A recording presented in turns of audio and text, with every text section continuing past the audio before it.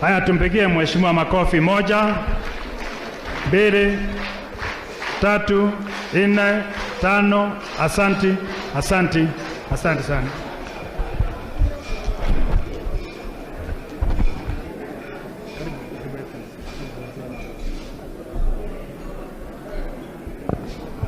Haya. Haya. Andu wakwa murega ringi. Asanteni sana. Tumekaa, tunakuwa tunashangilia, tunaangalia milima. Na mimi hapa chini nimeangalia, nimeona nyuso mingi zaidi ambayo mimi najua. Karibu kila meza nikihesabu hapa, najua watu hapo. Kwa hivyo mimi najihisi niko nyumbani. Nataka kuanza kutoa shukrani kwa viongozi wa Mount Kenya Foundation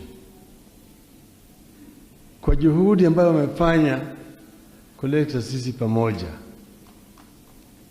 Hii sasa ni mara ya pili, karibu mara 3 ambayo wameandaa karamu kama hii, na tukapata fursa ya kuonana na marafiki yetu na ndugu zetu kutoka Mlima Kenya. Mwezi mmoja na kitu iliyopita tulikuwa hapa na viongozi kutoka Mlima Kenya ya Mashariki, na tukasherekea hapa, tukala, tukanyweshwa mpaka tukashiba. Na tena sasa wameamua wakaturudisha tena hapa. Mimi natoa shukrani kubwa sana kwao kwa kufanya haya. So but I'm happy to be among friends here and patriotic Kenyans. Listening to those who have spoken here before me, I would say that all of them are people who have got the interest of this country at heart. I'm not going to respond to all the issues that have been raised. Some of them are issues which I've already covered extensively in some of the policy statements that I've issued. As you will have noticed, every Sunday I come up, I take a particular subject, and I put my views about it, and I release it for discussions. So I expect to get reactions from people that when we prepare our final manifesto, all those issues have been discussed and have been agreed on. Just to talk briefly about the mountain. Nilikuwa juzi, I was invited by the governor of Laikipia to go to Laikipia. Before that, I'd been invited by the governor of Nakuru. That's where I went to Nakuru, and that's where I launched the Azimio ya Umoja wa Kenya. And after that, last week we were getting back in Nakuru with him. We had the funeral of a friend of ours. Then again I went to, on Saturday, I was in Elementaita, where I met a group of religious leaders at a conference. They're called the Israeli Churches of Kenya, which includes the Akorino, also Legio Maria, and several other churches. Then from there I flew over the Nyandarua plains and the Happy Valley. The colonists call it the Happy Valley, into Laikipia. And there in Laikipia, we had a good discussion with my friend, the governor of Laikipia, and I was very impressed by the kind of work he's doing for his county. But before I come there, this region here, this is a very unique region of Kenya. And I gave a story when I was there, how the settlers came to our country. That there was the Lord Delamere who had come on a horseback. He went through the Horn of Africa, then through Somali. He was riding on a horse and came through Mount Kenya. And then he came from there down towards Nairobi, then he passed and went through Nyahururu, then went down to Thompson Falls. He went to Naivasha, Gilgil, Nakuru, Elbagon, Njoro, Molo, up to Eldoret, Kitale, up to Mount Elgon, and was very impressed by what he saw. So when he came back and had discussions with the colonial government, I said that this is a very rich highland which is ripe for large-scale farming.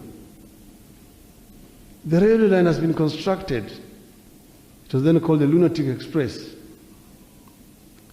But for this railway line to be viable and repay back the investment, you need to have large-scale agriculture, so that when the trains come and go to the west, on the way back to the port, they will have things to carry back.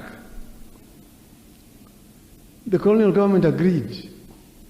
Then he told them that he can go back to England and bring settlers who can come and introduce large-scale agriculture. But for him to do that, he said he needed to be assured that anybody he brought here will be given 10,000 acres free, and free black laborers. The colonial government agreed. He accepted that agreement. So armed with that agreement, he went back to England to recruit settlers.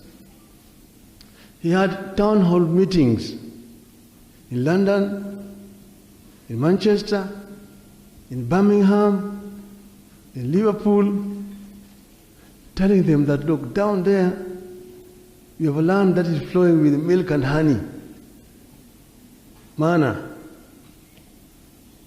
And anybody who agrees to come will get 10,000 acres free with the black laborers. But at that time, the story about Africa was very negative. Oh, bilharzia, malaria, wild natives. So nobody wanted to come to Africa. So in frustration, he got very few who wanted to come. In frustration, he came back. When he came back, he decided to try down south. So he sailed, went on a ship from Mombasa to Durban. In Durban, he addressed a town hall meeting. From there, he went Port Elizabeth, East London, Cape Town, Kimberley, Joburg. There he found Wazungus who had lived in Africa for generations and who did not fear Africa. Some of them were actually workers or laborers and other fellow whites owned farms. So the prospect of owning their own farm was very appealing. So they quickly agreed. Most of them from South Africa and from what was called Rhodesia, Southern Rhodesia. That's how we ended up with the Kaburus here. When they came, they were given land from Timau, from those other sides on Kenya East, all the way to Kitale, Mount Elgon, those sides. That is what became known as the White Highlands. That is how the people of all this region were deprived of their land. How they were deprived of their land. So now the Africans were being conscripted to work. There was what they call agreement. You sign an agreement to go and work in those farms. And you'll have to work for at least 6 months. Firstly, but if you absconded, they will come and look for you right home and arrest you. And you'll be taken to prison. So that is how the people of this region were deprived of their land.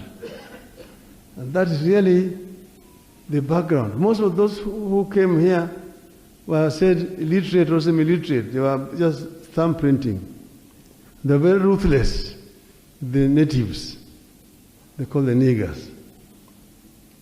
So the niggers were completely deprived people. I will come back to that subject later. But that is how we came to be what we were. And you find a place like Nyahururu, there's a place they call the Happy Valley, where they're doing all sorts of things. But what attracted them was that the land was good for agriculture.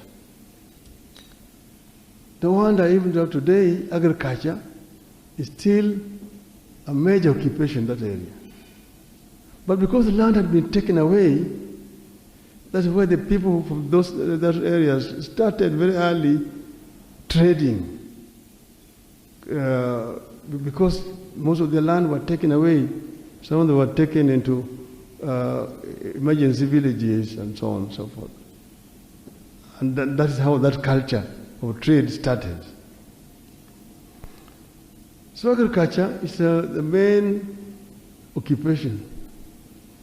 They grow tea, those are the cash crops. Coffee, you've got vegetables, you've got flowers. There used to be pyrethrum, which is limping now. Fruits, milk is another one. You know the Laikipia, that name comes from the Maasai clan of Laikipia, the ones who remained. But then a big part of it is Plateau. And Wazungus wanted to introduce large-scale ranching. The agreement is signed with the land to build the Maasai towers there. And around Naivasha there, the 10-mile corridor. Because they had already introduced the hybrid cows. Yeah, so they say the Maasai, 10-mile corridor for the Maasai to pass with their Shenzi Ngombes, to go down to Narok and Kajiado. But then the people in these areas are basically, in the rural areas, are farmers. And but in order for this to be sustainable, you need first to deal with the issues of inputs. Here, the seeds, the fertilizers, and the pesticides are some of the things, the major inputs that you need to look at to make this thing viable. Secondly, you need to look at issues of access to the market, and then the issues of pricing, which actually depends on supply and demand. Then, when I was there, and the governor, he arranged for me to meet with the traders. You see, these traders, the MSMEs, the small and medium enterprises. And he has done a wonderful job in promoting these micro, small, and medium enterprises. They are big, as you already told you the figures. And it's empowering them, giving them access to capital, and also helping them access the markets. So I was very impressed by the degree of innovation by those young Kenyans, the kind of machinery that they produce.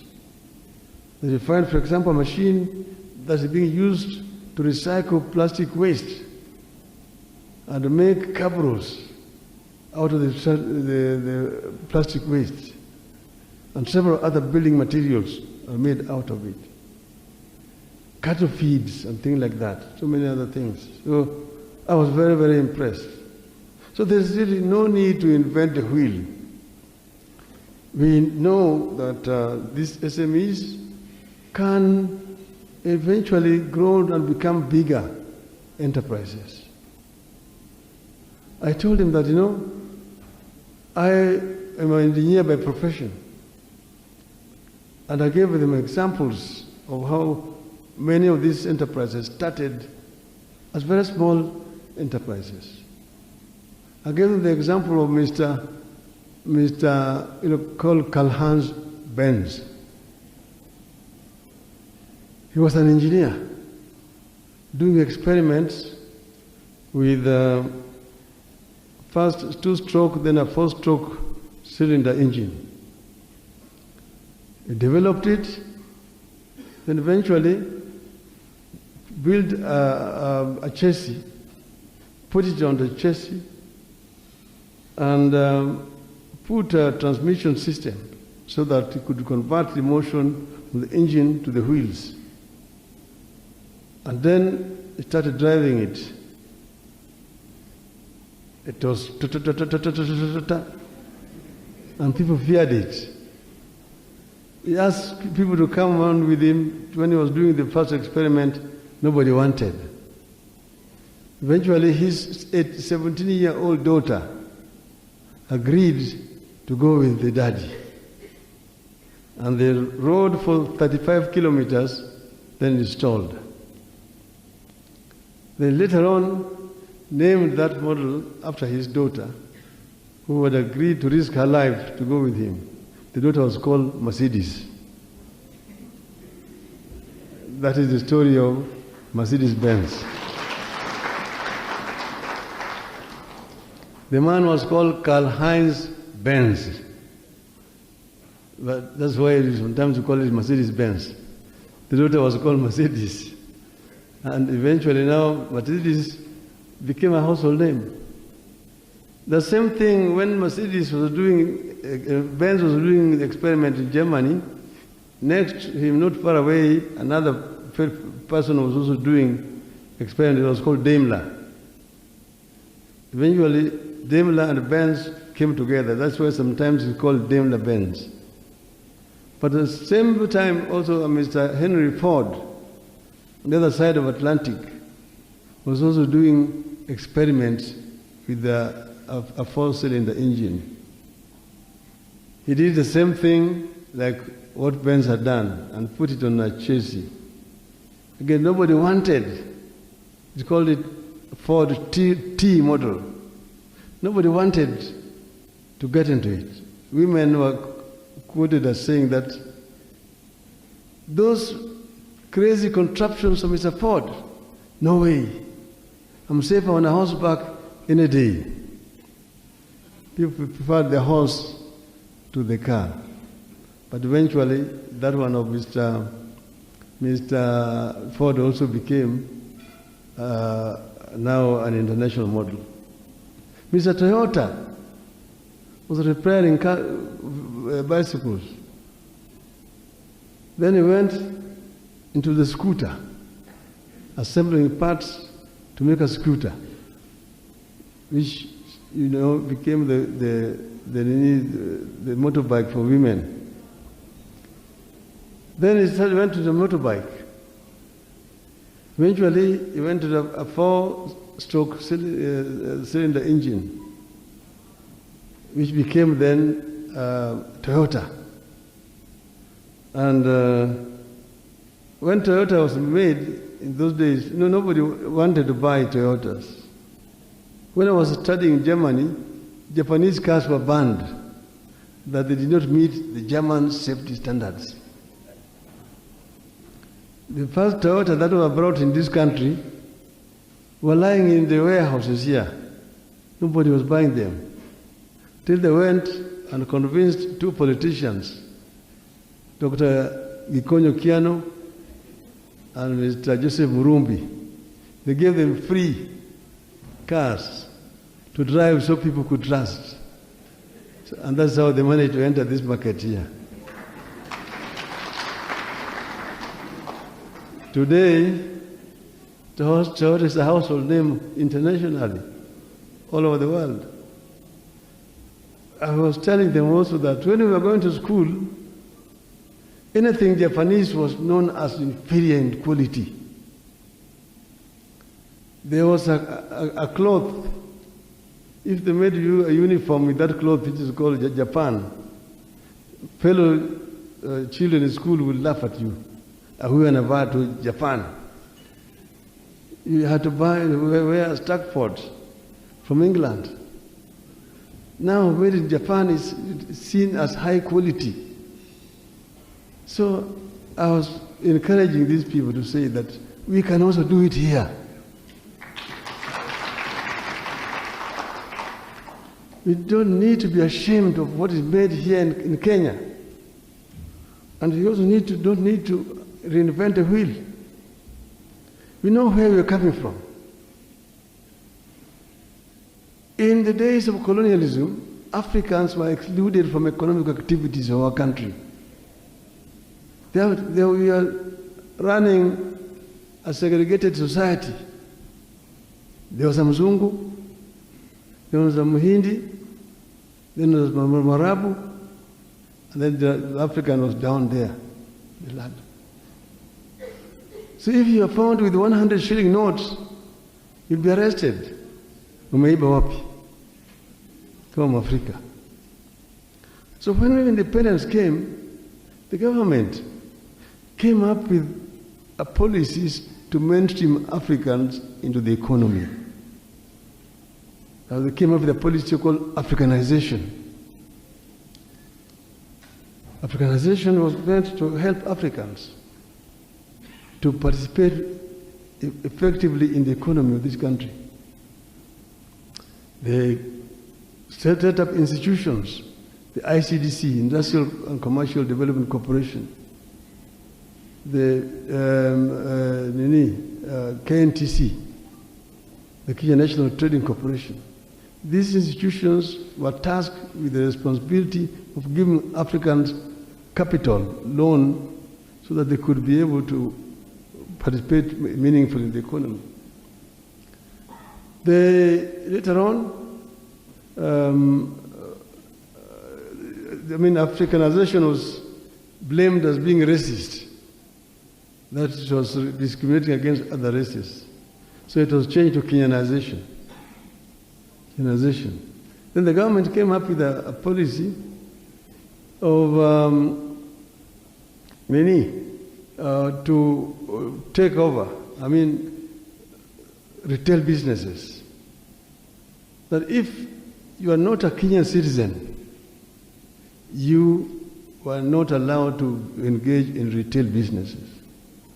You could be in manufacturing, wholesale, but retail businesses could only be done by native Africans. That is the time, and that's when now, because there were some Indians. In colonial days, we were all British subjects. Kenyan citizenship was created at independence. And the Indians who had been brought as coolies here were given the option of either becoming Kenyan citizens or retaining their British citizenship. Most of them retained British citizenship. They were told that if you're not a Kenyan citizen, you cannot be engaged in retail businesses.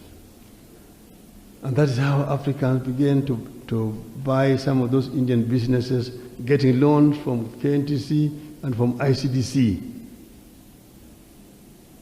Then they also set up institutions here, like Kenya Industrial Estates was set up to help Africans to get into manufacturing.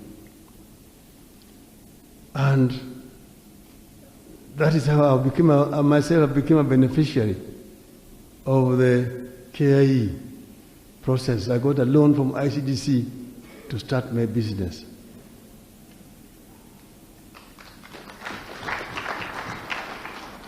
But how did I do it?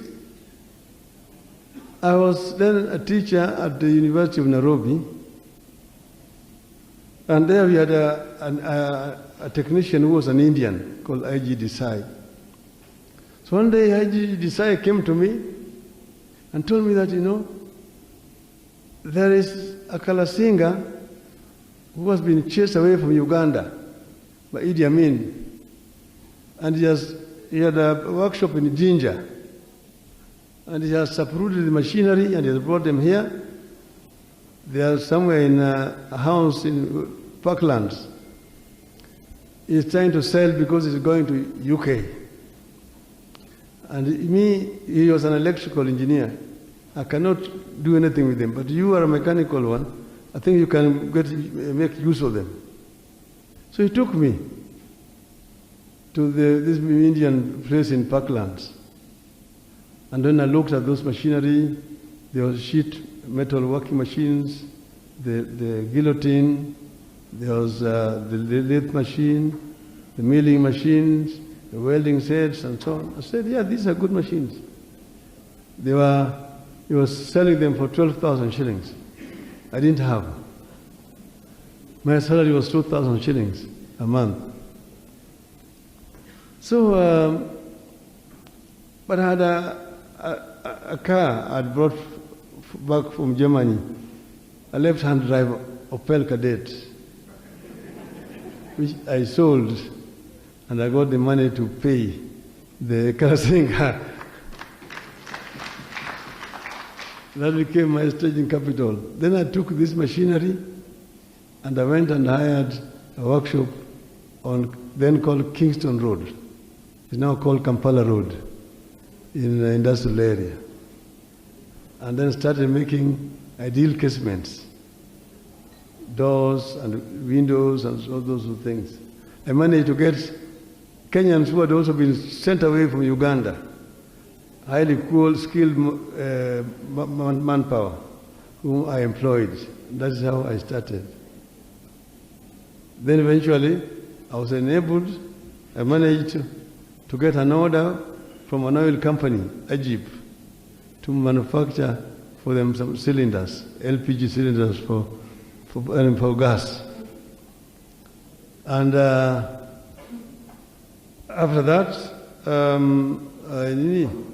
I met another German the German government had come up here to help Kenya set up Kenya Industrial Estates. Kenya Industrial Estates was meant to help Africans get into manufacturing. So when I met this German, he came and looked at what I was having. And then he said, look, we are trying to make industrialists out of laymen. Here's somebody who knows what he's doing. This project of yours qualifies for funding under the KIE. And that is how I went now to the Kenya Industrial Estates as an expansion project. And I got a loan to now buy modern machinery and begin modern manufacturing. The rest is history now. Why am I saying this story? I'm just trying to say that the government at that time was committed to helping Africans. There was deliberate effort at that time to help Africans come up in businesses. And by the time the first regime was ending, there was an emergent African middle class in manufacturing, in banking, in insurance, and so on. These were basically killed later on through wrong policies.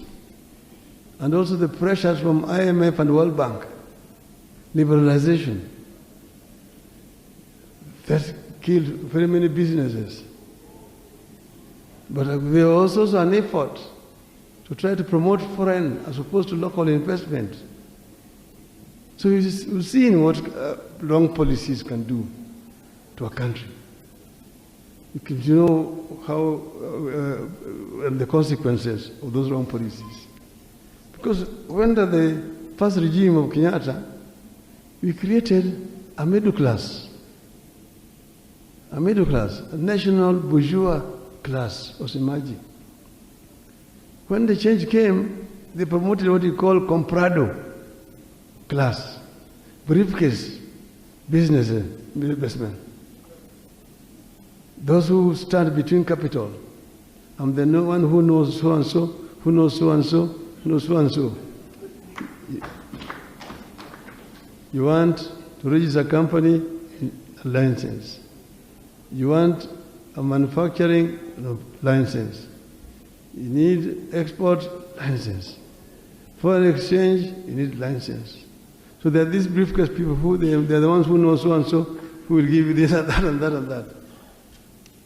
That is what happened. So local manufacturing, local economy was killed for 24 years. 24 years. When we came into government with Kibaki, we decided to change it. We came up to, we found almost a bankrupt treasury. And we decided to change it. And create an economy that was growing. The growth was negative when we came into government. We found the government was collecting 300 billion shillings. But then it was a 500 billion shilling economy. The rest was coming from foreign donors all the times. Then we realized that, look, there was under collection because of corruption. Under corruption. You find those who are involved in revenue raising were so corrupt. The revenue officers, the procurement officers, those are the boys in town. They're the ones driving the latest model of cars, the one buying apartment blocks in town, the ones who are building castles in rural areas, the ones who are building high-rise buildings in village markets. So we said we do lifestyle audit. And we got all of them and removed them from the system. And we brought in the right people. Within no time, revenue shot up. We did not have to raise taxes. We retained them, but the revenue shot from 300 billion to 750 billion. We went to 900.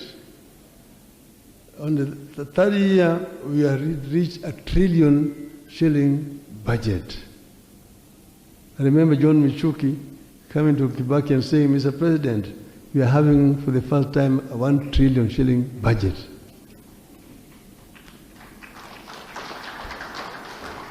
And I was Minister for Roads. When we went in there, I came up with a road construction program throughout the country. I traveled all over the country looking at the roads. I found that there were 9,000 kilometers of tarmac roads in the country, but 46% of it was dilapidated. So I said, I need money to repair what has been left neglected, at the same time to construct new ones. I did not have the money, so I need more money. And I appealed for more money. The opposition, but Dr. Muhisa Kitui in the cabinet told them that, look, if you want to have an impact in this government, let's give Raila more money. So let us slash 5% from each budget and put it in roads. Then we will have the impact. It was resolved, and that's how I got the money and started doing the roads. So we planned, you will have seen the roads around the country. You will look at the bypasses in this city. When I was knocking them down, knocking houses which had been built on the bypasses, I was being accused. Raila is targeting Kikuyu property. They want to impoverish the Kikuyus, and so on. I said, no, we want to decongest the city center. And I was accused in the cabinet. I explained that, look, I told the chairman, Mr. President, these road reserves were declared as road reserves and gazetted in 1971. I came up with the gazette notices, and these people were compensated. But because no roads were constructed, they went and again and constructed, although they had been paid money by the government. But Mr. President, what we want to do is to decongest the city center. The Uhuru Highway is a major barrier.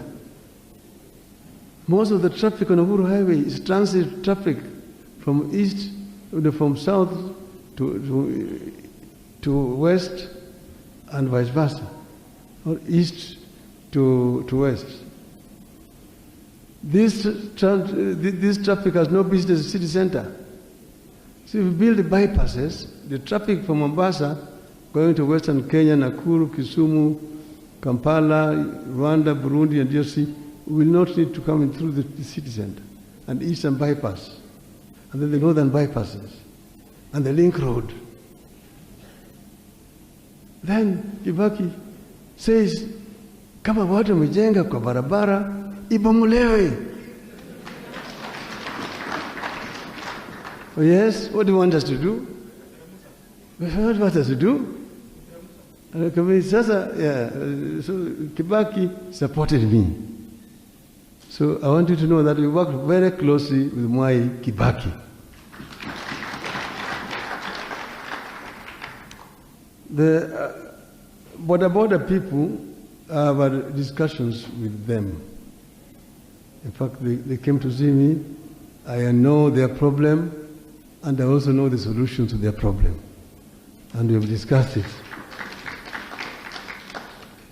Also, I've talked of SMEs and those who depend on importation of goods and so on. I know their problems that they're going through. I had an occasion to talk to them 2 weeks ago. And I promised that what they were requesting I was going to convey, and I've already conveyed it to the President. But going forward, we need to promote our own. We need to look at value addition. There are a lot of goods that we're producing here, but then we're exporting raw materials. We need to do value addition to our raw materials before we export them. And also, instead of importing, we need to promote more and more local manufacturing. This is the key to economic takeoff. If you go this day to the industrial area, what used to be manufacturing companies producing goods which were employing 300, 500 people have been turned into warehouses, storing containers from China. We are exporting labor to China, and we're having 39% of our workforce, our eligible people, are unemployed. Because we have exported our labor to China. If you take the textile industry, We used to have Rivertex in Eldoret, Kikomi in Kisumu, Raymond in Nakuru, Mountex in Nanyuki, even thicker, Titex. All that is gone. So now we are basically depending on Mitumba. We can have tailoring businesses here, making goods which can be sold locally. So the people who are just selling Mitumba can actually get involved in selling the goods which are made in Kenya.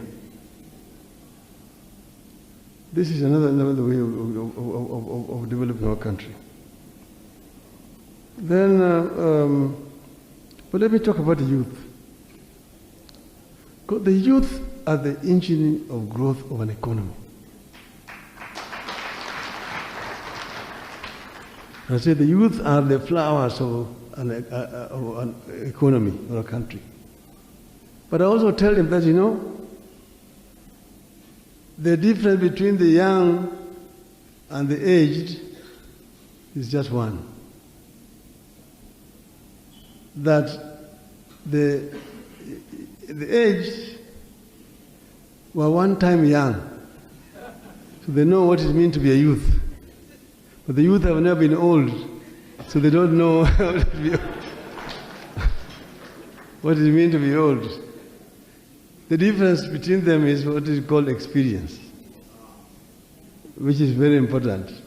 You need experience. But we need to empower our youth. They have already said that 75% of our population is below the age of 35. That can be either a blessing or a curse, depending on how you look at it. If you do not empower that youth, they become delinquents, drug addicts, criminals, and therefore they are a drag on society. But if they imparted the requisite skills, then they become a motive force for growth and development.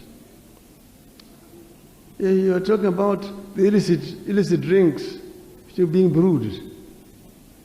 If there are no customers, they will not have a market, those people brewing it.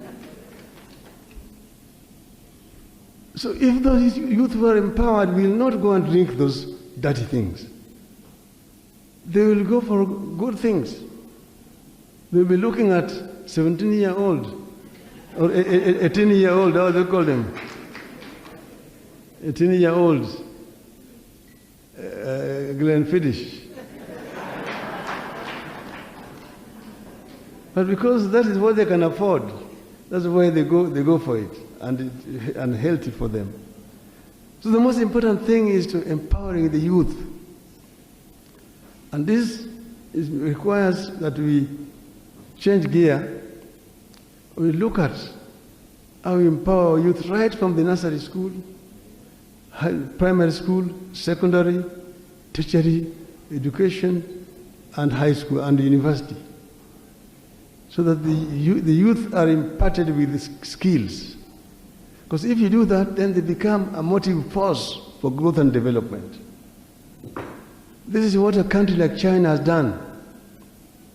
China invested money in skills development. They trained a highly skilled young force. So that the time they liberalized their economy, they became a very attractive investment destination. People were rushing to China because people are skilled and labor is cheap there in China. So China became, all of a sudden, the factory of the world. Most of manufacturing companies moved to China.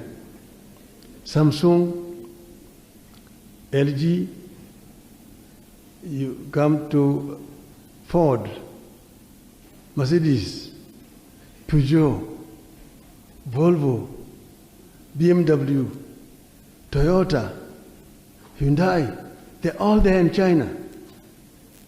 They manufacture in China and then export. You'll be surprised that at DTW you're buying a Mercedes-Benz, you think it's coming from Germany, it is coming from China.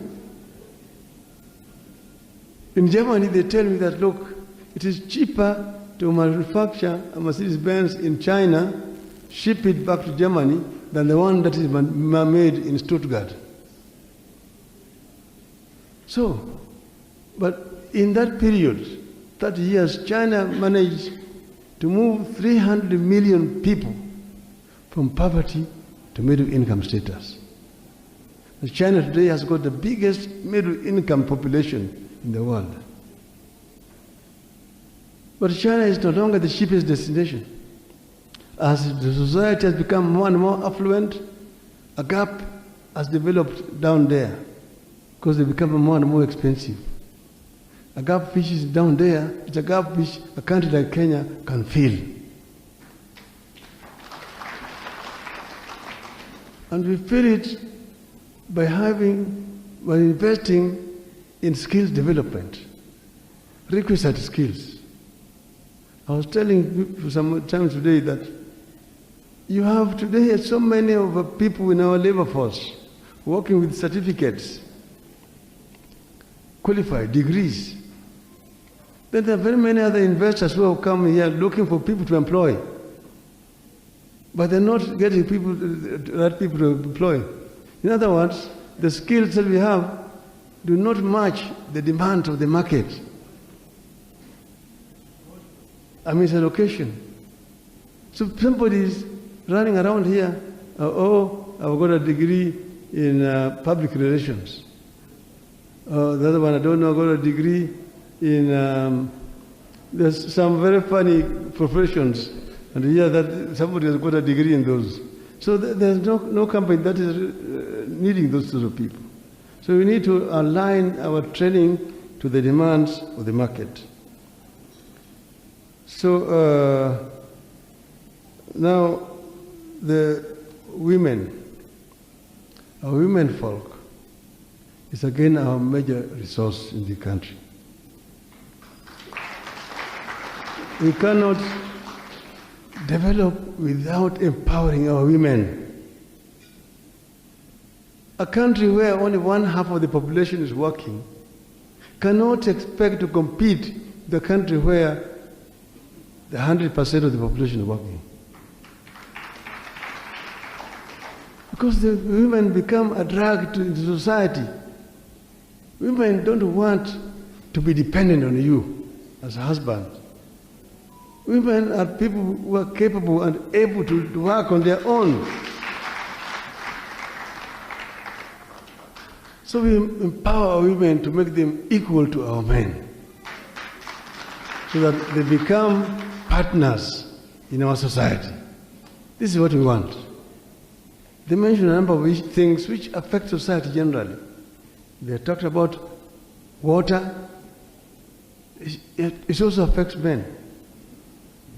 But most of the times, in many societies, women are the ones who have to go to fetch it from very far away. You need that water for food consumption, you need water for irrigation, and that you need to invest in harvesting. There are many parts of the country where you find drought. But when it rains, there's a lot of flooding, and that water is get wasted. It's allowed to run into rivers, rivers take it to the sea, which does not need water. The sea does not need water. So we harvest that water and keep it for our people. And we can do it. It can be done with proper determination and proper investment. So we will empower our women properly so that they can. And security. There can be no development in a country without security. This goes without saying that each and every Kenyan is equal. No people of Kenya live here at the invitation of any other community. Kenya is ours as of right. So the government must protect each and every Kenyan. Every life matters. You heard the governor of like KeBS talk. What's happening? Those are the sort of things which you just look at, you expect to see in a primitive society, not a civilized society. So those are the kind of things that we first and foremost we must get rid of and ensure that they don't happen, and each and every Kenyan has a right to live in any part of the country, own property, and invest there. I was being told that I was yesterday with some people from Kitale, and they're saying that they fear to invest there because there are all the times a constant threat that you can be evicted any time. Those are things that we don't want to hear. Either you are a Kikuyu, a Mukamba, a Mkalenjin, a Mjikenda, a Mturkana, Mjaluo, you can live and work in any part of this country by right. Those we will deal with. So let me say this now, finally.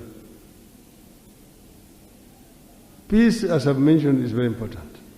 And you know, we are coming from a state of insecurity, of a crisis. Following the elections, the Supreme Court nullified the elections, ordered a repeat.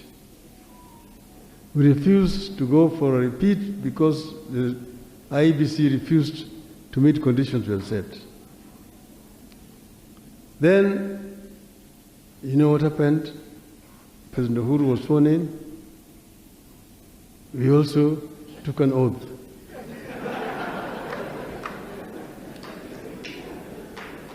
Then, what now? Positions falls apart. My people said, now that you have been sworn in, let us now declare our sovereignty. Let us first take all the portraits of the president in all the public buildings in our strongholds, heap them and burn them, and declare our sovereignty and begin to collect taxes. I saw that this is taking Kenya to Somalia, because we will start a conflict that can be very bloody. You remember that time already? We said no Safaricom, no Brookside, no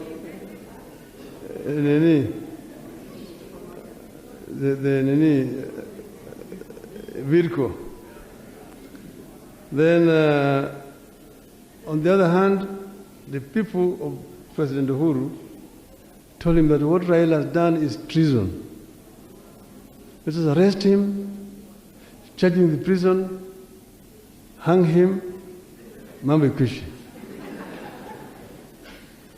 He also saw that would create a terrible crisis. So it is under those circumstances that we met to talk. And we talked for a long time. The first time we talked for 13 hours, non-stop, from 2 p.m. to 3 a.m. Then we adjourned. 2 days later, we met again for 6 hours. So a total of 19 hours of talking. The first, when we first met, we were just looking at each other. At you called me a drunkard, you called me this and that. I said, but you also called me Kimodo Muguruki.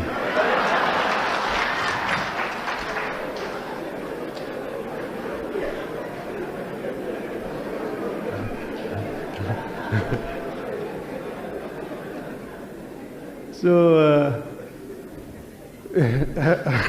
after hedging more than an hour, nearly 2 hours, we now sat down to talk seriously. And we took a journey down the memory lane to where we started. Some of it he does not know. Buru has told you how Mzee Kenyatta came to Kisumu. First, when we ourselves were toddlers in 48, he came again in 49. Then he came again. What we remember faintly is 1952. You can remember a bearded person there with a very deep voice talking. And after that, he was gone. Oneko used to live with us the same block. Then all of a sudden he was gone. The children remained, so we were playing with his children. And then now people would assemble in our house in the evening, and Mzee would be talking about our people. And Kenyatta's name was always there. That was the state of emergency period. Until then, Jaramogi became a member of Legico. And then, because he was all the time teaching people about how the Kikuyus are our people. Because those days, the life was very bad. Out there in the island of the lake, there's an island called Mageta. Mau were kept there. And they would be taken during the day by boat to come land to work on road construction, then taken back. Kina Mzee Baruru Kanja were detained there. And they are being kept there because the lake water is very deep there. And if you can swim, there's a lot of crocodiles. You will talk to those crocodiles. This is the time when they killed Mzungu, who was looking after them when they were working. This Mzungu, his skin had some black spots, like that fish called kamongo. So the Luos called him kamongo. When he went there, they conspired and he was killed. The two people hit him with shovels. And then they escaped. Then when they escaped, that's when we now saw the small planes coming around, looking around because they were searching for them. And the GSU were also brought to look for them, those prisoners. Then the radio was announcing all the times, ati Wakikuyu, Wameru na Waembu ni watu hatari. Ukiona yeyote karibu, piga report kwa polisi mara moja. That was being repeated on radio every morning, in the daytime, the evening, at that time. Then I remember how Jaramogi was telling the people that these people are our brothers and sisters. And those people who had escaped were helped by the population. They escaped into Busia and into Uganda. They were never found. So we know where we're coming from. And these are some of the issues that we talked about. How life was very bad. The Kikuyus were being arrested and taken to emergency villages and so on, and the Mau-Maus were taken to Hola, Manyani, and so on. Then the Jaramogi in Legico stood up and talked. When the motion had been brought when Mau-Maus had been beaten in the Hola detention camp and killed. Then Jaramogi, who was the chairman of the African elected members, called a meeting, and they agreed that the motion should be moved in Parliament to discuss the issue. So when Jaramogi stood to speak, he said, Mr. Speaker, in the heart of hearts of the African people, Jomo Kenyatta and all those who were detained with him were and are the true leaders. And their continued detention offends the consciousness of our people. Jeremiah Nyaga, who was in the house there, would tell us, he used to tell us, you could have had a pin drop when Jaramogi uttered those words. Because those days, if you mention the word Kenyatta, done. Then Africans, or the other members of Legic who were there, disowned Jaramogi. They were 14. Only Masinde Muliro supported him. But Jaramogi challenged Kiano, who was a member for Fort Hall, to go for a public rally in Fort Hall, now Murang'a, to ask the people between him and Kiano who was right. Kiano feared. But then the people of Murang'a, Fort Hall, issued a statement saying they support Jaramogi. The people of Kisumu also said they support Jaramogi. Then after that, when now the President started, then these people also now turned and they come to say Uhuru na Kenyatta. You're saying Uhuru first, you get Uhuru, then we release Kenyatta. Uhuru na Kenyatta. Jaramogi said it's not Uhuru na Kenyatta, it is Kenyatta na Uhuru. First. So you see, I know where we are coming from. I carry this pass here. This pass is called Kikuyu Embu Meru Passbook. This was the passbook that people had to carry if you are Kikuyu, Meru, or Embu during the state of emergency. It's written here, Simon Barorwa, son of Ngugi, tribe Kikuyu, location Gatanga, chief Ndungu, sublocation Regeta, occupation clerk, age 29 years. And then it says there's movement permit from, that you need to put there, to, via, and then valid between, this and, movement permit register entry number, issued at, and so on. You must have this to be able to move at that time. This is where we are coming from. So we discussed, and then we said, but Africans came together, united. There was no Kikuyu, there was no Nini, because to Muzungu, you were just a bloody African.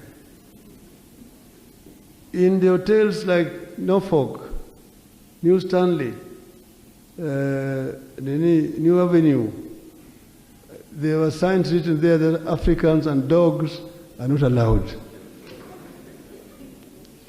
That's where we are coming from. But the unity of our people got Mzungu out. But after that, then we split. The split of the nationalist movement, because you need to know that Mugai Jenga was telling you about Kanu and Kadu.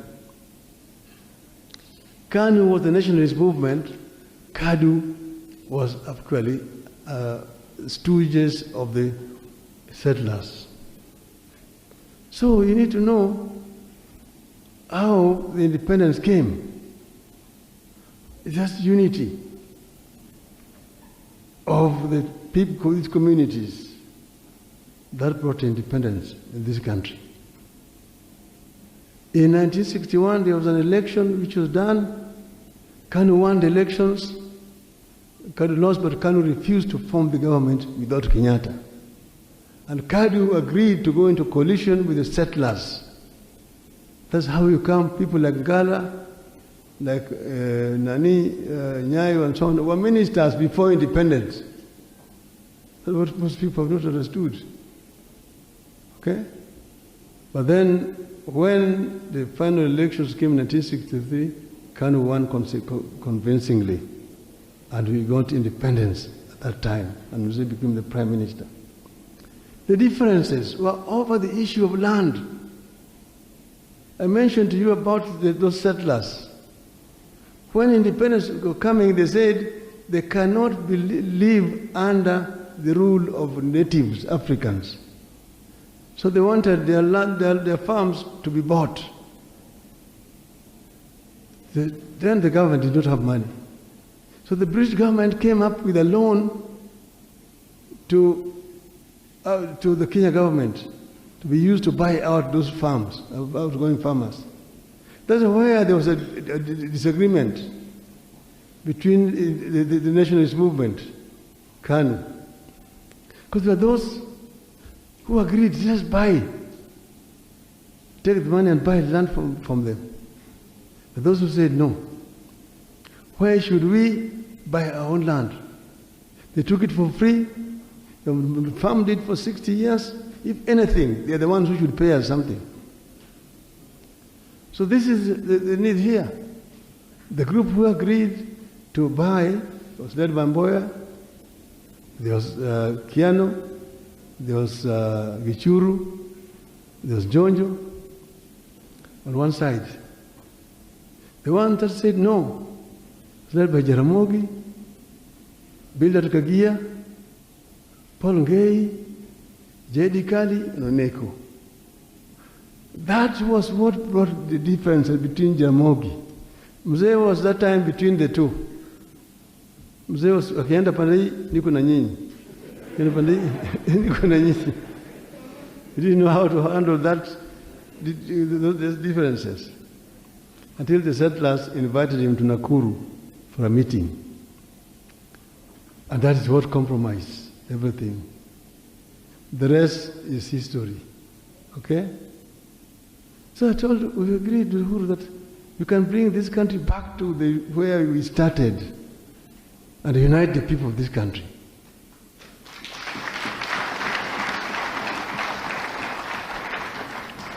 So if you stand that side and I stand this side, you can shake hands and you can bring the Kenya back, the Kenya that the founding fathers wanted.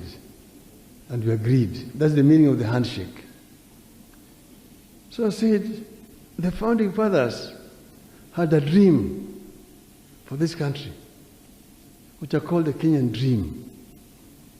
And you find it in our national anthem stanza, first stanza. Lord of all creation, bless this land of ours. Justice be our shield and defender. May we dwell in unity, peace and liberty. Plenty be found within our borders. Okay? The most important. Plenty be found. That plenty was not going to drop like manna from heaven. It was going to come through the sweat and toil of our people. Create a condition through which they can create wealth so that plenty is found within our borders.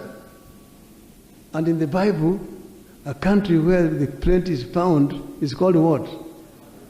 It's called what? So it's not Raila who is saying it. That's what the founding fathers wanted. They wanted us to turn this country into a Canaan, isn't it? Isn't it? So I want to paraphrase to you. We are with Kibaki, we are set down with our think tank, the national, and coined what we call Vision 2030. It was aimed at transforming this country from a third world economy to a middle income status by the year 2030, meaning 9 years from today. Okay? 9 years from today. And we came up with how to do it. It was based on social, economic, and political pillars. And we came up with the flagship projects, SGR, LAPSET, SEZs, the tourist resort cities, the ICT city in Konza, and so on and so forth. And there are so many other programs that we keep. And if you follow it properly, we can transform this country. There's no need to reinvent the wheel. We know very clearly where we want to go. We have a very clear roadmap to get there. But you cannot get there with the level of corruption we're having today in this country. cannot get there that way. So that's why I say I have a dream that one day we shall get there. But I want to paraphrase Martin Luther King, that I want to say one day that I've been to the mountaintop. I've been to the Lenana Point. I've been to Lenana. I've seen the glory land. I've seen the glory land. And I am convinced that together we can get there. We shall get there.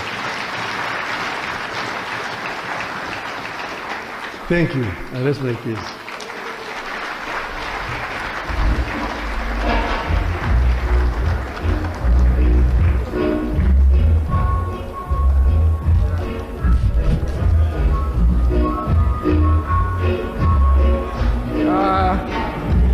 May I invite all the directors of MKF, please? We want to give a small gift of appreciation to our chief guest, led by our chairman. Directors of MKF, please come to the podium.